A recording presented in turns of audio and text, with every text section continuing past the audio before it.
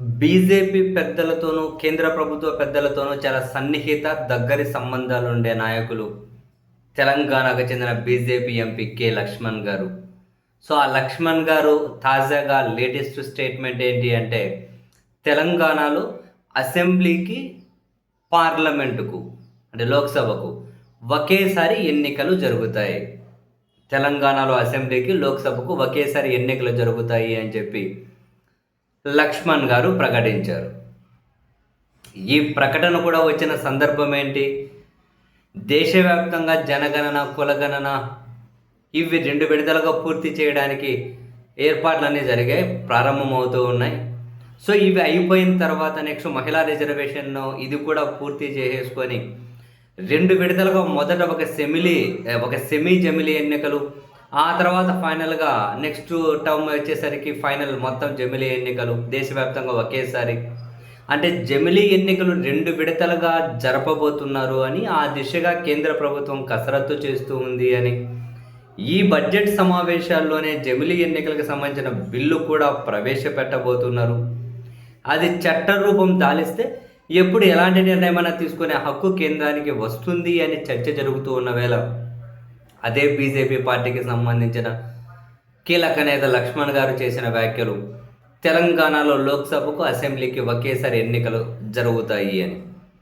మామూలుగా 2023 డిసెంబర్లో తెలంగాణలో కొత్త గవర్నమెంట్ ఫామ్ అయింది. 2028 డిసెంబర్లోపు ఎన్నికలు జరగాలి. మామూలుగా అయితే 2029 దేశవ్యాప్తంగా పార్లమెంట్ ఎన్నికలు జరగాలి. ఇప్పుడు వీళ్ళు సెమీ జమిలీకని వెళ్తామనుకుంటున్నారు కాబట్టి కొంచెం ముందుగానే పార్లమెంట్ ఎన్నికలు, కొన్ని రాష్ట్రాల శాసనసభ ఎన్నికలు కూడా జరిపించేయాలన్న ఆలోచన కేంద్ర ప్రభుత్వం చేస్తూ ఉంది అనేది ఆ వార్తల సారాంశం. అంటే 2028లోనే సెమీ జమిలీ ఎన్నికలకు వెళ్ళబోతూ ఉన్నారా? సో, అదే జరిగితే ఆంధ్రప్రదేశ్లో కూడా 2028లోనే ఎన్నికలు జరగబోతూ ఉన్నాయి. 2028లోనే ఎన్నికలు జరగబోతూ ఉన్నాయి.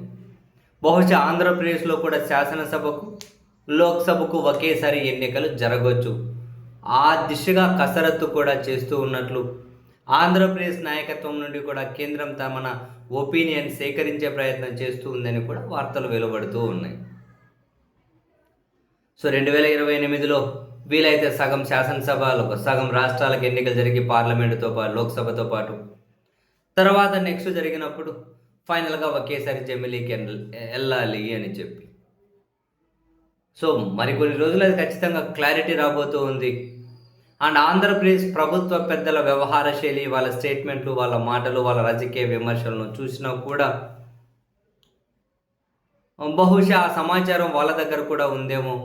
2028లోనే ఎన్నికలు జరిగే అవకాశం, ఆ మేరకు చేస్తున్న కసరత్తు, ఆ సమాచారం ఖచ్చితంగా మన ఆంధ్రప్రదేశ్ ప్రభుత్వ పెద్దలకు కూడా తెలిసే ఉండొచ్చు. సో, ఏది ఏమైనా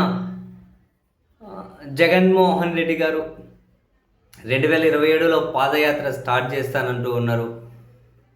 ఆ పార్టీకి చాలా క్లారిటీ వచ్చేస్తారు జమిలీ ఎన్నికలకు సంబంధించి. 2029లో ఎన్నికలు జరిగితే ఆయన 27లో స్టార్ట్ చేస్తారేమో, లేదు 28లో ఎన్నికలు జరిగే అవకాశం ఉందంటే ఆయన ఇంకా ముందే స్టార్ట్ చేస్తారేమో. అండ్ ఆంధ్రప్రదేశ్ ప్రభుత్వం కూడా బహుశా దానికి అంగీకరించవచ్చు.